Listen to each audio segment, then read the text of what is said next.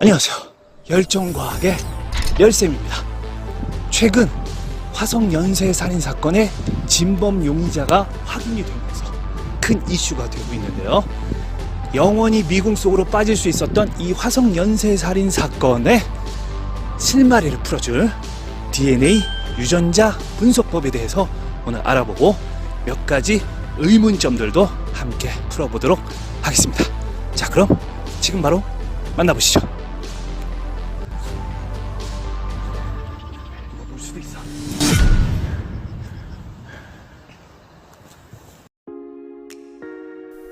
먼저 화성 연쇄살인 사건은 1986년부터 91년까지 무려 5년 동안 10명의 여성이 강간 살해된 끔찍한 사건이었습니다.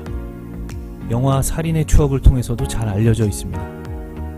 봉준호 감독은 한 인터뷰에서 이 영화를 만들면서 범인에 대해 알아가면서 범인을 꼭 찾고 싶었다고 말한 적이 있었습니다. 봉준호 감독뿐만 아니라 많은 국민들 또한 이 영화를 보고 범인을 꼭 잡아야 된다는 생각을 함께 했었습니다. 개인적으로도 너무나 안타깝지만 공소시효가 2006년에 만료가 되어서 처벌이 어려운 상황에서 드디어 2019년 9월 현재 유력한 용의자가 지목되었습니다.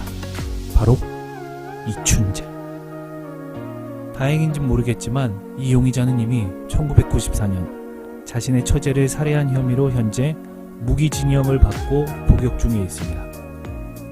그럼 영원히 범인을 알 수 없었을 것 같던 이 사건을 풀어준 DNA 유전자 분석에 대해서 쉽게 알아보도록 하겠습니다. 먼저 용어를 몇 가지 정리를 하도록 하겠는데요.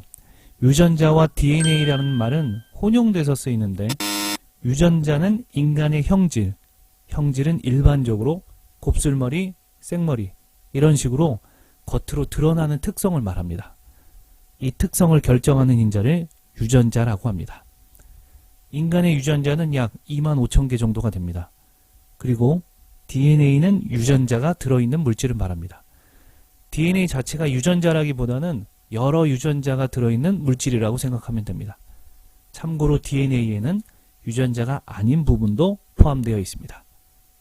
또한 어떤 한 사람의 전체 유전자와 유전자가 아닌 부분을 모두 포함하는 것을 유전체, 지놈이라고 합니다.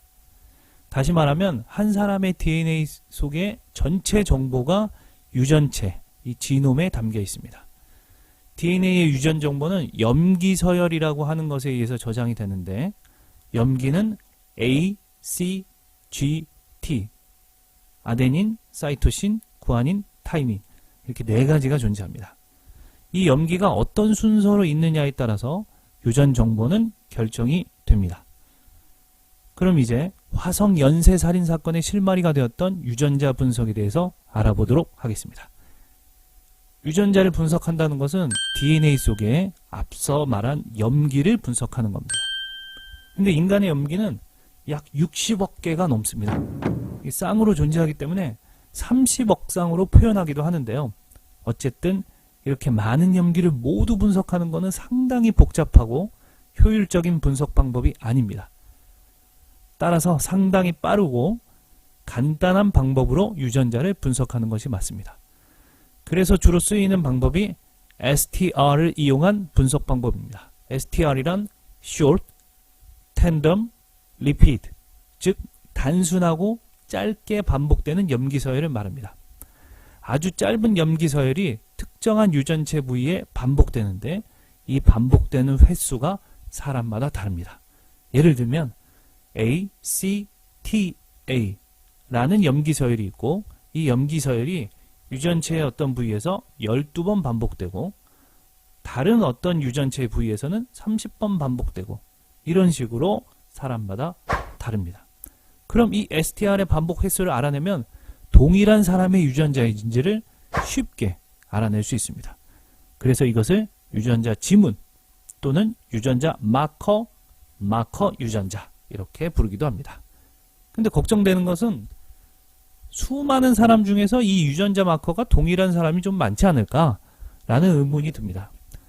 일반적으로 유전체의 13개의 부위에서 STR을 조사하면 완전히 동일한 유전자라고 판명될 확률은 약 수백억에서 수천억 분의 1 정도라고 합니다. 현재 세계 인구가 75억 명 정도 되니까 75억 명 중에서 두 사람이 이 유전자 마커가 같을 확률은 굉장히 낮겠죠? 실제로 이 방법을 통해서 미국에서도 오래전 사건을 해결한 경우가 있었습니다. 미국의 FBI는 DNA를 분석해서 수사에 활용하기 시작한 것이 무려 1988년부터였습니다. 물론 지금같이 STR을 분석하는 기술부터 시작한 것은 아니었습니다만 상당히 오래전부터 DNA 유전자를 분석하는 방법을 범죄 수사에 적용해 왔습니다. 지난 1982년에 성폭행 및 살해 혐의로 기소된 버지니아주의 얼 워싱턴이라는 사람은 이로 인해서 사형 선고를 받았습니다. 그리고 85년에 사형 집행 5일 전에 종신형으로 감형이 됐습니다. 그리고 93년과 99년 이 STR 분석을 통해서 2000년에 무죄임을 판명을 받았습니다. 그리고 다른 용의자 탄슬리라는 사람이 이 유전자 마커가 피해자의 몸에 있던 정액 속의 유전자 마커랑 동일한 것이 판명되면서 유죄 판결을 받았습니다. 죄가 없던 사람이 억울하게 사형을 당할 뻔한 아주 큰 사건이었죠. 화성 연쇄살인 사건의 이춘재도 이와 같은 유전자 분석으로 용의자로 지목되게 되었습니다. 총 10차의 연쇄살인 사건 중에서 5차, 7차, 9차의 증거물에서 나온 DNA와 동일한 DNA로 판명이 되었습니다. 그리고 2019년 9월 현재 4차 증거물의 분석이 진행 중입니다. 만약에 4차 증거물의 일치 여부까지 판명이 되면 더 확실하게 이춘재가 진범이라는 것이 확인이 될 것입니다. 여기서 몇 가지 의문점이 듭니다. 먼저 첫 번째는 DNA 유전자를 분석하는 기술이 우리나라에도 이미 2000년대에 들어와서는 이미 활용이 가능했습니다. 왜 지금 와서 사건에 활용하였을까라는 의문이 듭니다. 정확히 말하면 활용하지 않은 것이 아니라 못했기 때문입니다. 2010년에 일명 DNA법이라는 것이 발효가 됐는데요. 내용은 다음과 같습니다. DNA 신원 확인 정보의 이용 및 보호에 관한 법률로 범죄 수사 및 범죄 예방에 이바지하고 국민의 권익을 보호함을 목적으로 재범 위험이 높은 범죄를 저지른 사람의 DNA 정보를 확보하기 위해 법으로 제도화한다는 내용입니다. DNA 채취 대상은 살인, 강간, 추행, 아동 청소년 상대 성폭력, 강도 방화, 납치, 유인, 흑수체포, 감금, 상습폭력, 조직폭력, 마약, 특수절도, 군 형법상 상관 살해 및 재범 우려와 그 피해 정도가 큰 11개 유형의 범죄로 구속된 피의자 또는 형을 확정받은 자에 대해서 DNA를 채취하여 영구 보존할 수 있습니다. 쉽게 말하면 범죄자의 DNA 채취가 법적으로 허용된 것은 2010년이고 이때부터 범죄자의 DNA 유전 정보를 데이터베이스에 보관할 수 있게 된 것입니다.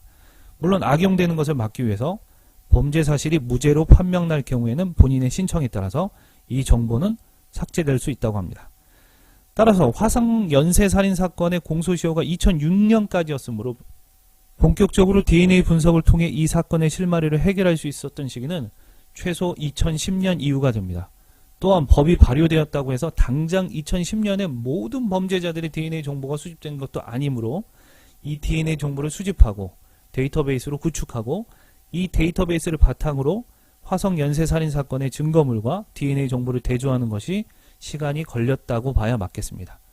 과학기술의 발달이 범죄 수사에 도움을 줄 수 있다고 하더라도 이것을 실현하는 법과 제도가 뒷받침되지 않으면 안 되겠구나라는 생각이 듭니다. 마지막으로 당시 이 사건을 수사할 때 범인의 혈액형이 B형으로 알려졌다고 하는데 실제 이춘재의 혈액형은 O형이었습니다. 왜 일치하지 않았을까 하는 의문점입니다. 이 부분은 영화 살인의 추억의 송강호가 맡았던 형사 역할의 실제 인물인 하승균 전 총경님도 확인을 해줬던 내용인데요. 당시 범인의 B형으로 단정짓고 수사를 하지는 않았다고 합니다. B형의 혈흔이 나온 것은 사실이라고 하는데요. 실제 여러 혈흔이 나왔기 때문에 당시 분석 기법으로는 여러 사람의 혈액이 섞여 있을 경우 정확히 분석하기가 어려울 것이라고 합니다. 실제 사람의 혈액형은 혈액을 응집시키는 반응을 통해서 간단하게 분석할 수 있습니다. 만약에 O형과 B형의 혈액이 섞여 있다면 O형은 응집이 되는 원인인 응집원이 없기 때문에 응집 반응이 일어나지 않습니다. 하지만 B형은 응집원 때문에 응집 반응이 일어나고 따라서 O형이 섞여 있다는 것은 쉽게 알아내긴 어렵습니다. 즉 O형과 B형이 섞여 있는 혈액에서는 응집 반응이 일어나지만 그 안에 O형이 있다는 것은 쉽게 구분하기는 어렵죠. 지금은 DNA 속의 유전자를 통해서 혈액형의 종류까지 정확하게 알아낼 수 있으므로 이런 걱정은 필요가 없습니다. 자, 지금까지 화성 연쇄살인 사건에 활용된 DNA 유전자 분석 방법과 몇 가지 의문점들에 대해서 알아보았습니다. 앞으로는 대한민국에서 이런 끔찍한 사건이 일어나지 않기를 바라는 마음입니다.